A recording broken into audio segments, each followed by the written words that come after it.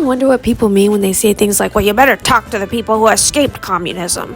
Guess it's time to compare communist and capitalist dictatorships. Let's start with Cuba. See, over there, before the communist dictatorship was a capitalist one, under a U.S. puppet dictator named Fulgencio Batista. A real piece of work. Oh, he was over there canceling elections, ruling by force, jailing, torturing, killing political opponents, including journalists and students who criticized his government. While Havana's elite and foreign investors grew super wealthy, most Cubans, especially in rural areas, lived in deep poverty. Agricultural workers had poor wages, little education, and almost no health care or housing support. Havana became a playground for wealthy foreigners, gambling, and organized crime, benefiting the few but not the majority. Batista's repression and inequality sparked revolutionary movements, most famously Fidel Castro's 26th of July movement, which eventually overthrew Batista in 1959. Now let's take a look at the communist dictatorship. See, as soon as Castro came into power, his government took control of banks, factories, farms, and businesses, including those owned by Americans. Large estates were broken up and given to peasants or turned into state farms. As a result, many rural Cubans gained access to land and food that they did not have under capitalism. This is called land redistribution to the poor. Schools were built even in remote areas the capitalists largely ignored. And this was the majority of the country. This led to literacy rates rising from 60% to over 95%, one of the highest in Latin America, period. Also under this very scary communist dictatorship, life expectancy improved and infant mortality dropped. That's because free healthcare was provided for all of Cubans. All of them, not just the wealthy. Cuba still has one of the best healthcare systems in the developing world. What else under the communist dictatorship? Well, wealth and class differences were greatly reduced. Women and Afro-Cubans gained more access to education and work opportunities. All this was possible by Cuba becoming a state-run or communist economy, meaning the government made all big economic decisions to protect the people. So if you had to be in a dictatorship, which one would you want to be in? Now let's talk about the people who fled Cuba after the revolution. They were the rich folks who benefited from capitalist dictatorship. This included wealthy landowners who lost huge sugar, cattle, and tobacco estates during land reform, business elites and industrialists whose companies were nationalized, which means taken over by the new government, military officers and government officials from Batista's regime, fearing punishment or persecution,